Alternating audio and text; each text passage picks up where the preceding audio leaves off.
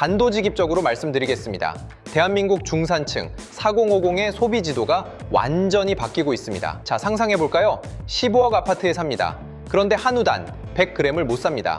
월급은 500만 원 받습니다. 그런데 쓸 수 있는 돈이 50만 원뿐이에요.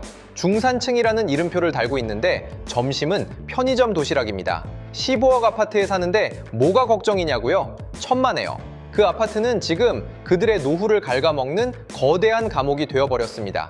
겉으로는 중산층, 속으로는 빈곤층. 우리는 이것을 4050의 소리 없는 붕괴라고 부릅니다. 도대체 왜 이렇게 됐을까요? 오늘 저는 그 잔혹한 현장을 낱낱이 공개하겠습니다. 본격적인 이야기를 시작하기 전에 우리 머릿속에 두 가지 장면을 한번 그려보시겠어요? 첫 번째 장면입니다. 분당의 한 아파트 단지. 이철수 씨, 58세. 2008년에 이 아파트를 5억 원에 샀습니다. 지금 시세가 18억이에요. 대출은 한 푼도 없죠. 대기업 임원 출신에 연금까지 받는 순자산 18억의 자산가입니다. 남들이 보면 뭐라고 할까요? 와, 성공하셨네요. 부럽습니다. 이렇게 말하겠죠? 그런데 지금 이철수 씨는 어디에 있을까요? 토요일 저녁 동네마트 정육 코너 앞에서 그는 작아집니다. 아내가 물었습니다. 여보, 오랜만에 소고기국 끓여 먹을까? 이철수 씨의 눈은 본능적으로 가격표를 향합니다. 한우 국거리 100g에 11,000원. 쌓인 가족이 먹으려면 최소 400g은 사야 해요. 44,000원입니다. 그는 잠시 팩을 들었다 놨다 합니다. 머릿속에서 계산이 시작되거든요. 이번 달 어머니 요양병원비가 10만 원이나 더 나왔는데, 아들 결혼자금 약속한 것도 아직 1억이나 남았는데, 결국 슬그머니 내려놓으며 말합니다. 아니야, 그냥 돼지고기 넣고 김치찌개나 먹자. 요즘 소화도 잘 안 되는데 무슨 소고기야. 아내에게 미안한 마음에 짐짓 큰 소리를 치지만 속은 쓰립니다. 그는 속으로 이렇게 생각할지도 모릅니다. 내가 평생 안 쓰고 안 입어서 이 아파트를 샀는데 왜 나는 고기 한 점 마음대로 못 사는 걸까? 자, 이제 화면을 바꿔서 두 번째 장면을 볼까요? 같은 아파트 단지 박영호 씨, 54세. 2021년에 같은 아파트를 12억에 샀습니다. 대출이 8억이에요. 금리가 오르면서 이자만 월 350만 원이 나갑니다. 연봉 8천만 원 대기업 과장인데 실수령액이 520만 원이거든요. 여기서 이자 350만 원 빼면 170만 원 남습니다. 관리비 25만 원, 보험료 30만 원, 통신비 15만 원, 아이 학원비 80만 원. 계산해 보셨습니까? 마이너스입니다. 매달 카드 돌려막기를 하고 있어요. 어느 날 저녁 아내가 조심스럽게 물었습니다. 여보, 우리 언제 마지막으로 외식했지? 박영호 씨는 대답하지 못했습니다. 기억이 안 났기 때문이에요. 여러분, 냉정하게 한번 생각해 볼까요? 이철수 씨, 순자산 18억. 박영호 씨, 순자산 마이너스 2억. 격차가 무려 20억입니다. 그런데 더 충격적인 건 지금부터예요. 오늘 점심 이철수 씨는 편의점 도시락을 먹었습니다. 박영호 씨도 편의점 도시락을 먹었습니다. 순자산 20억이 차이 나는 두 사람이 똑같은 걸 먹고 있어요.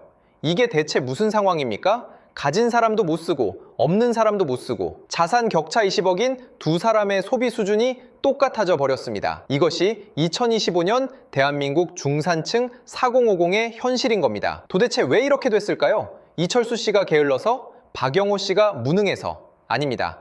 그들에게는 네 가지 재앙이 시차 없이 한꺼번에 덮쳤습니다. 우리는 이것을 퍼펙트 스톰이라고 부릅니다. 첫 번째 파도, 물가입니다. 2024년 초 사과값이 71% 폭등했습니다. 배는 103%가 올랐어요. 금사과, 금배라는 말이 나온 이유죠. 짜장면 한 그릇이 5년 전 5,154원에서 지금 7,654원이 됐습니다. 37% 상승이에요. 김밥 한 줄이 3,646원입니다. 월급 빼고 다 올랐습니다. 이 말이 농담이 아니게 된 거예요. 두 번째 파도, 사교육비입니다. 2024년 초중고 사교육비 총액이 얼마인 줄 아십니까? 29조 2천억 원입니다. 역대 최고예요. 고등학생 자녀가 있으면 월 77만 원이 사교육비로 나갑니다. 참여율이 80%거든요. 안 시키면 내 아이만 뒤처진다는 공포가 부모들의 지갑을 열게 만드는 겁니다. 이철수 씨도 박영호 씨도 이 공포에서 자유롭지 못합니다. 세 번째 파도, 이중부양입니다. 여기서 마처 세대라는 이름이 등장해요. 마지막에 마, 처음에 채어, 부모를 부양하는 마지막 세대이자 자녀에게 부양받지 못하는 처음 세대라는 슬픈 이름입니다. 1960 연대생 850만 명이 여기에 해당하죠. 통계청 조사를 보면 정말 기가 막힙니다. 이들 중 56%가 부모 또는 자녀에게 경제적 지원을 하고 있어요. 그중 15%는 양쪽 모두를 부양하는 이중 부양 상태입니다. 부모에게 월 73만 원, 자녀에게 월 88만 원, 합치면 월 164만 원이 사라져요. 연봉 2천만 원이 부양비로 증발하는 셈이죠. 이철수 씨의 250만 원짜리 요양병원비가 바로 이겁니다. 피할 수 없는 의무이자 끊을 수 없는 족쇄예요. 네 번째 파도, 대출입니다. 한국 가계부채가 GDP 대비 90%입니다.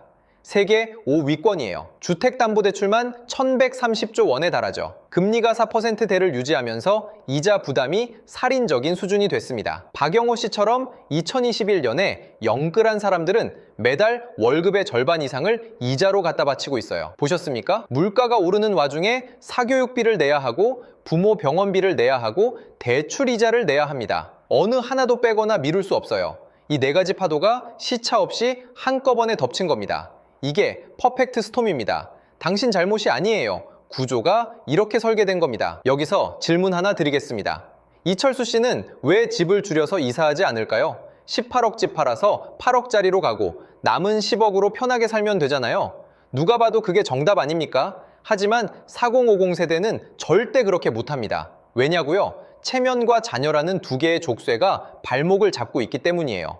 내가 평생 상사한테 굽신거려가며 술 접대해가며 마련한 내 성인데 어떻게 여길 떠나? 친구들이 망했다고 생각하면 어떡해? 나중에 우리 아들 장가갈 때 전세금이라도 빼주려면 이 집을 지켜야 해. 집값이 더 오를지도 모르잖아. 이 지독한 고정관념이 그들을 18억짜리 감옥에 가두고 있습니다. 전문가들은 이런 상태를 에셋, 리치 캐시, 푸어라고 불러요. 쉽게 말하면 자산은 부자인데 현금은 거지라는 뜻입니다. 한국 가계 자산의 75%가 부동산에 묶여 있거든요. 미국이나 일본은 30%부터 40%까지밖에 안 되는데 말이죠. 한겨울에 난방비가 무서워 거실 보일러를 끄고 전기장판 위에서 패딩을 입고 버티는 삶. 친구들 모임에 나가면 우리 집값 얼마 올랐다며 밥값을 내지만 집에 돌아오는 길에는 버스비 1,500원을 아끼려고 두 정거장을 걸어오는 삶. 여러분께 조심스럽게 여쭤보고 싶습니다. 이것이 진정 부자의 삶일까요? 아니면 스스로 문을 잠근 자발적 수감자의 삶일까요? 그런데 여기서 더 무서운 게 있습니다. 박영호 씨는 어떻습니까? 그는 집을 팔고 싶어도 못 팔아요. 왜냐고요? 팔면 빚만 남거든요. 2021년에 12억 주고 산 아파트, 지금 시세가 10억으로 떨어졌습니다. 대출이 8억이에요. 팔아봤자 2억 남는데 중개수수료에 이사비용에 취득세까지 내면 손에 쥐는 돈이 거의 없어요. 오히려 마이너스가 날 수도 있습니다. 이게 영끌의 족쇄입니다. 집은 샀는데 그 집 때문에 밥을 못 먹는 사람. 이러지도 저러지도 못하는 진퇴양난이에요. 에이, 설마 그렇게까지야? 라고 생각하실 수 있는데요. 더 무서운 현실을 보여드릴게요. 마처 세대의 76.3%가 노후 준비가 부족하다고 인정합니다. 그러면서도 30.2%는 자신이 고독사할 것 같다고 우려해요. 여러분, 이게 믿어지십니까? 자산일 위세대라는 사람들이 고독사를 걱정하고 있습니다. 통계는 더 끔찍해요. 2023년 고독사 사망자의 절반 이상인 53.9%가 5060 남성이었습니다. 80대 독거노인이 아닙니다. 바로 어제까지 우리와 함께 일했던 부장님들이 쓰레기가 쌓인 방 안에서 홀로 생을 마감하고 있어요. 이것이 소리 없는 붕괴의 가장 잔혹한 얼굴입니다. 여기서 누군가는 이렇게 말할 겁니다. 5060이 무슨 피해자야? 단군 이래 최고로 꿀빤 세대 아니야? MZ세대의 분노는 이해가 됩니다. 40대 평균 가구 자산 5억 8천만 원, 20대 평균 1억 5천만 원, 4배 가까이 차이가 나거든요. 20대 실업률은 전체 평균의 2배인 5%입니다. 쉬었음 상태의 청년이 43만 5천 명이에요. 논리가 날카롭습니다. 실제로 4050 세대가 고도 성장의 엘리베이터를 탄 것은 사실이니까요. 하지만 이 말을 듣는 4050의 가슴은 억울함으로 터질 것 같습니다. 그들은 타자를 칠 줄 몰라 댓글을 못 달 뿐 마음속으로 이렇게 소리치고 있어요. 우리가 꿀을 빨았다고? 야, 이놈들아, 우리는 단칸방에서 시작해 연탄가스 마셔가며 살았다. 상사한테 재떨이로 맞으면서도 처자식 굶길까봐 버텼어. IMF 때 길거리로 나 앉아본 적이 있느냐? 너희가 누리는 그 풍요, 우리가 피땀 흘려 만든 거야. 그런데 말입니다. 이 전쟁에는 승자가 없습니다. 가장 큰 비극은 4050 내부의 빈부격차가 그 어느 세대보다 극심하다는 거예요. 아까 이철수 씨와 박영호 씨 기억하시죠? 같은 세대, 같은 아파트. 그런데 순자산 20억 격차입니다.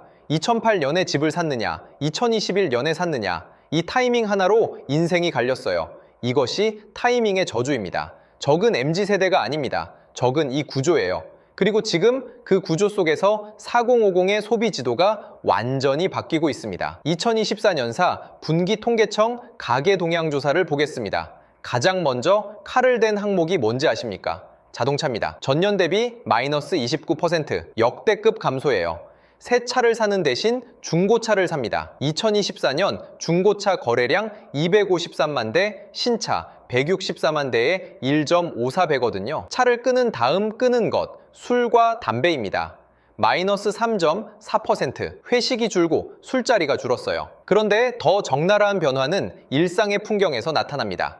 2025년 대한민국 직장인의 점심시간을 한번 보시죠. 런치플레이션이라는 말이 등장했습니다. 점심값 평균이 1만 원을 돌파했거든요. 식당에서 백반 한 끼가 9,000원에서 1만 2,000원입니다. 이 상황에서 새로운 부족이 탄생했어요. 편도족, 편의점, 도시락 쪽의 줄임말이죠. GS25 도시락 예약 주문이 전년 대비 39% 증가했습니다. 41세 직장인 허현진 씨의 말이 인상적이었어요.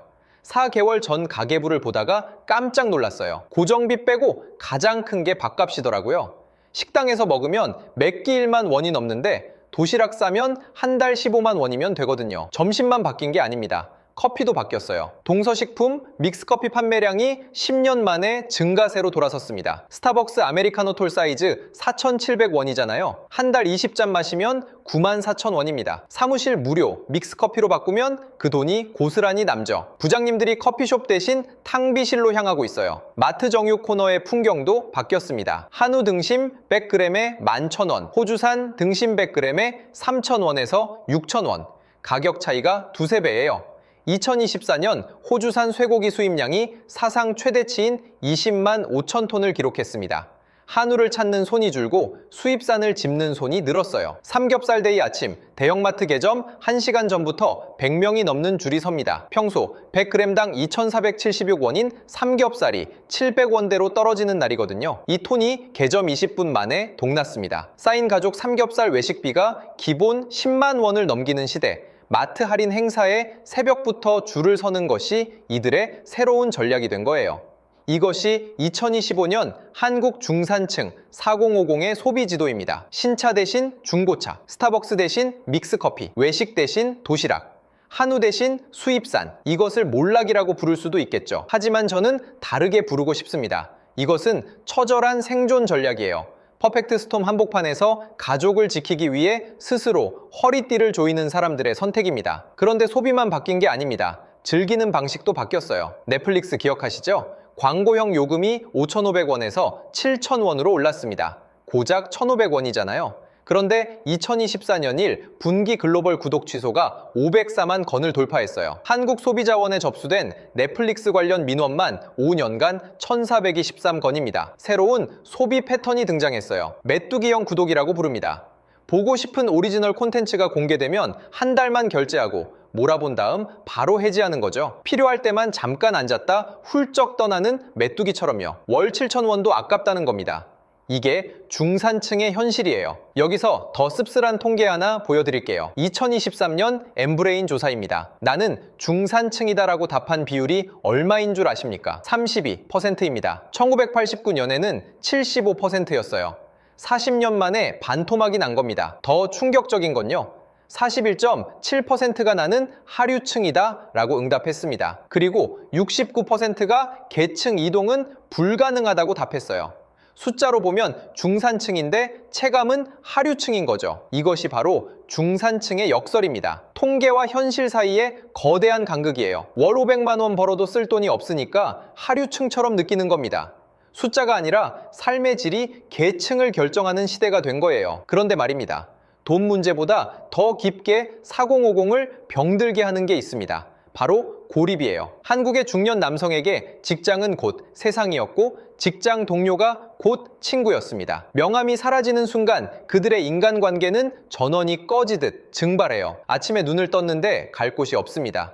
아내는 문화센터 가고 자녀는 출근하고 텅 빈 거실에 혼자 남아요. 배는 고픈데 밥 좀 차려달라는 말이 눈치 보여서 혼자 주방에서 라면물을 올립니다. 이 정막 속에서 그들이 유일하게 대화하는 상대가 누군지 아십니까? 유튜브예요. 하루 종일 소파에 누워 스마트폰을 들고 영상을 봅니다. 현실에서는 투명 인간 취급을 받지만 영상 속에서는 누군가가 말을 걸어주거든요. 이것은 단순한 취미가 아닙니다. 내 존재를 확인받고 싶은 처절한 인정 욕구예요. 반면 5060 여성들은 다른 감옥에 갇힙니다. 황혼 육아라는 감옥이에요. 엄마 우리 맞벌이 해야 하잖아. 애 좀 봐줘. 엄마밖에 없잖아. 자녀의 이 간절한 부탁을 거절할 수 있는 한국의 어머니가 몇이나 될까요? 친구들은 여행 가고 꽃놀이 가는데 나는 70 된 나이에 다시 기저귀를 갈고 10kg 넘는 손주를 업습니다. 손목이 시큰거리고 무릎 연골이 닳아 없어지는 골병 드는 노후예요. 여기서 팩트 하나 말씀드릴게요. 맞벌이 가구 연평균 소득 9,338만 원, 외벌이 5,526만 원입니다. 맞벌이가 돈은 더 벌어요. 그런데 맞벌이 부부의 23.6%가 우울감을 경험합니다. 돈은 버는데 행복하지 않은 거죠. 결국 그 틈을 메우는 건 부모 세대예요. 자녀 세대가 돈을 벌 수 있도록 손주를 돌봐주는 무보수 보모가 되는 겁니다. 남자는 고립되어 화면 속으로 도피하고 여자는 지쳐서 손주에게 묶입니다. 이것이 자산일위 세대의 쓸쓸한 자화상이에요. 그렇다면 이 폭풍은 언제 끝날까요? 솔직히 말씀드리겠습니다. 쉽지 않습니다. KDI 정규철 경제전망실장의 진단은 냉혹했어요. 올해 잠재 성장률은 1%대 후반이고 2040년대에는 0% 내외까지 하락할 전망입니다. 경제가 고속 성장하던 시대는 끝났습니다. 과거로 돌아갈 수 없어요. 하지만 희망의 단서가 아예 없는 것은 아닙니다. 국가장학금 수혜 대상이 100만 명에서 150만 명으로 확대됐어요. 2025년부터 다자녀 가구 셋째 등록금이 전액 지원되고요. 금리 인하 추세가 이어지면서 가계 상환 부담이 소폭이나마 완화되고 있습니다. 개인적인 생존 전략도 필요해요. 자산 컨설턴트 김석한 씨의 조언입니다. 50대 이후는 안정성 중심으로 자산을 운용해야 합니다. 투자 손실이 나면 만회할 시간이 없어요. 필요한 돈은 절대 투자하지 마십시오. 그리고 한 가지만 더 말씀드릴게요. 체면이라는 무거운 껍데기를 버리고 실속을 챙기시는 건 어떨까요? 남들 보기에 좋은 집을 버리십시오. 자녀에게 물려줄 생각도 내려놓으시고요. 깔고 앉은 집을 주택연금으로 바꿔서 죽을 때까지 국가에서 월급 받는 것도 방법이에요. 유산이 없어지는 한이 있어도 여러분이 경제적으로 자립하는 것, 그게 역설적으로 자녀에게 짐이 되지 않는 최고의 사랑입니다. 자, 이제 우리의 시야를 조금 더 넓혀볼까요? 다시 분당 아파트로 돌아가 보겠습니다. 저녁 7시 엘리베이터 앞 이철수 씨와 박영호 씨가 마주칩니다. 둘 다 손에 편의점 비닐봉지가 들려 있어요. 서로 눈인사만 하고 각자의 집으로 향합니다. 18억짜리 감옥에 갇힌 사람, 영끌의 족쇄에 묶인 사람, 순자산 20억이 차이 나지만 이 두 사람의 저녁 풍경은 똑같습니다. 그리고 이들의 공통점은 단 하나, 마처 세대라는 이름뿐이에요. 부모를 부양하는 마지막 세대, 자녀에게 부양받지 못하는 처음 세대. 그 이름이 주는 무게만큼 이들의 소비 지도는 완전히 바뀌었습니다. 자산은 부의 증거가 아닙니다. 때로는 족쇄가 돼요. 타이밍은 선택할 수 없었습니다. 하지만 지금부터의 선택은 당신의 것입니다. 마처 세대의 위기, 과연 그들만의 문제일까요? 아니면 10년 후 우리 모두의 자화상일까요? 구조의 문제라고 생각하신다면 좋아요를, 개인의 선택 문제라고 생각하신다면 댓글로 의견 남겨주십시오. 오늘 영상이 도움이 되셨다면 구독과 좋아요 부탁드립니다. 지금까지 상승경제학이었습니다.